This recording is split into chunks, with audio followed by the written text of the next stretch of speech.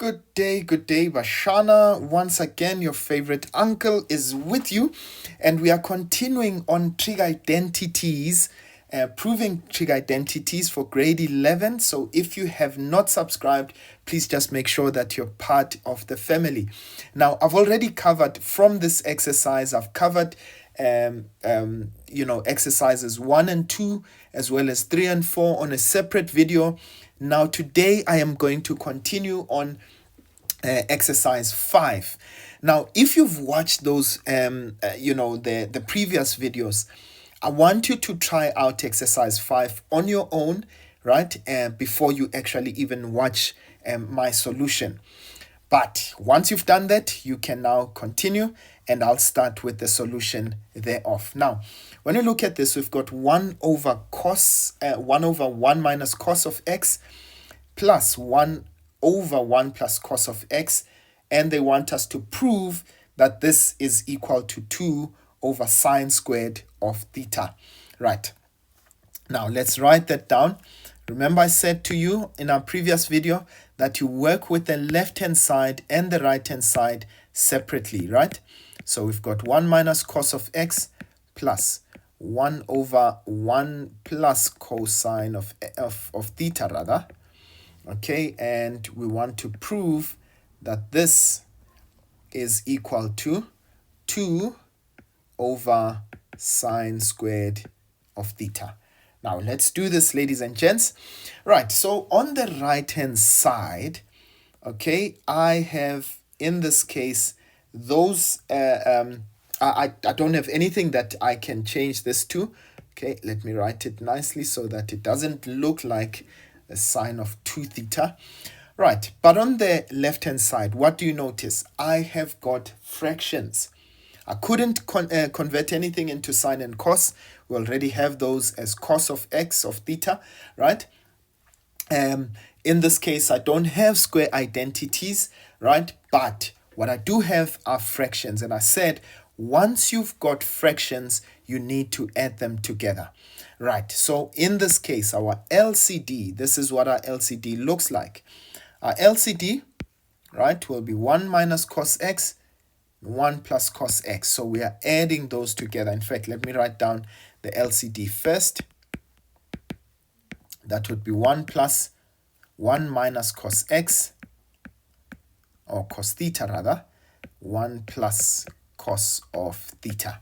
All right, now, if I look at this, all right, I know what my LCD is, and I said when you add fractions, right, so our LCD still remains what we've got there, our denominator. So 1 minus cos theta, 1 plus cos of theta. Now, what I said to you is that please, you are going to actually multiply each of the fractions that you had with the LCD. So our LCD, remember that's 1 plus cos theta and 1 minus cos theta. So each of the fractions you will multiply with that expression there, right? 1 minus cos theta and 1 plus cos theta. Okay, remember you do not do that on the right-hand side, because remember we are working with the left-hand side and the right-hand side separately, right? What does that do, ladies and gents? Right, so 1 minus cos theta will cancel out with the 1 minus cos theta. And what am I left with? 1 multiplied by 1 plus cos theta. So on my numerator, I've got 1 plus the cosine of theta. Now, I've got that plus sign in between there. Right, I can do the same as well to the other fraction. Right, 1 plus cos theta will cancel out 1 plus cos theta. Right, and what am I left with? 1 minus cosine of theta. And so I'm going to write that down. So that is 1 minus the cos of theta. Now, if you notice there, ladies and gents, and please, I want you to always notice, we do the same whenever we are dealing with fractions.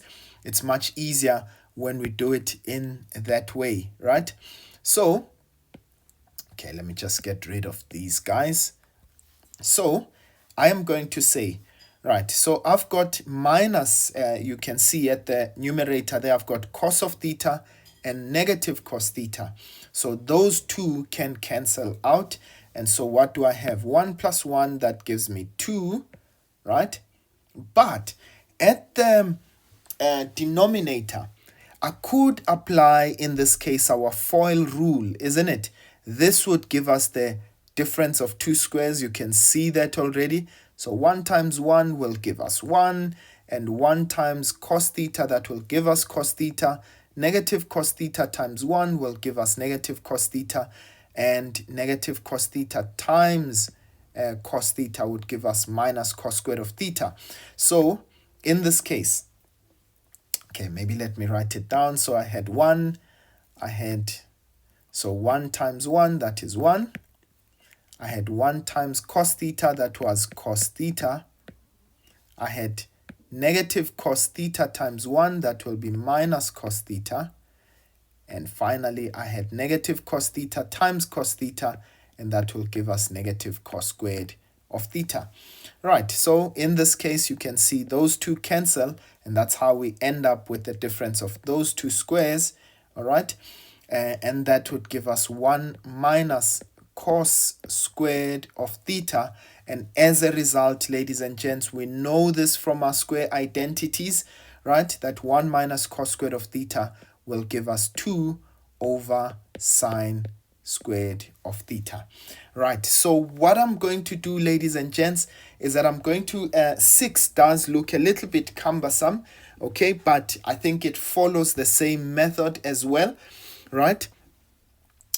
So what we can do is we can actually do 6 together, right? But please pause first and do it on your own, and let's see what you get. And I am going to try and solve 6 for you, hopefully, now that you have actually tried it on your own, and you can now see what the solution is.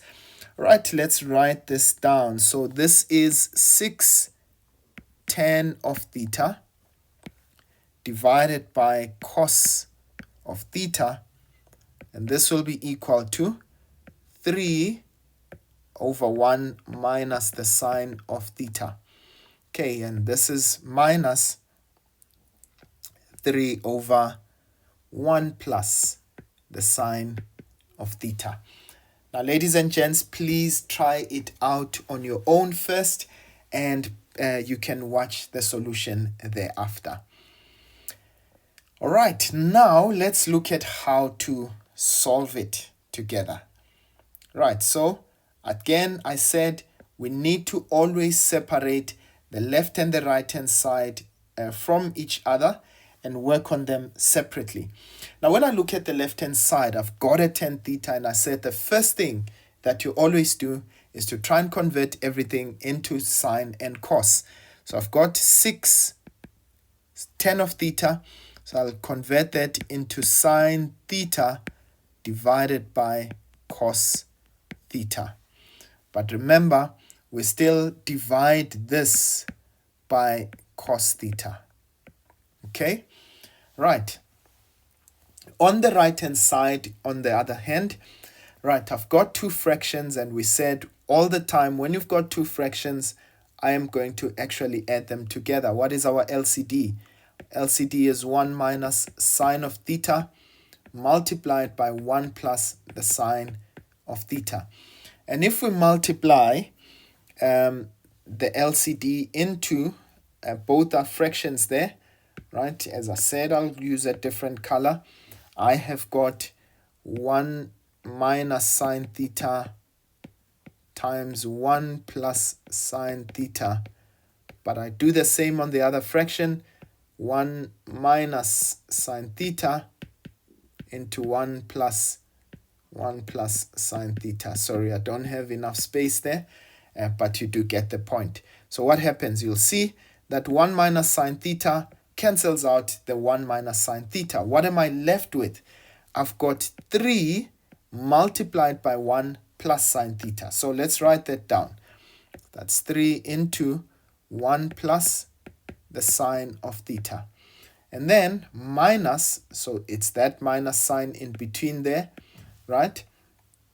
In this case, I know that the two that cancel each other out, 1 plus sine theta will cancel 1 plus sine theta, and now I'm left with 3 times 1 minus sine of theta.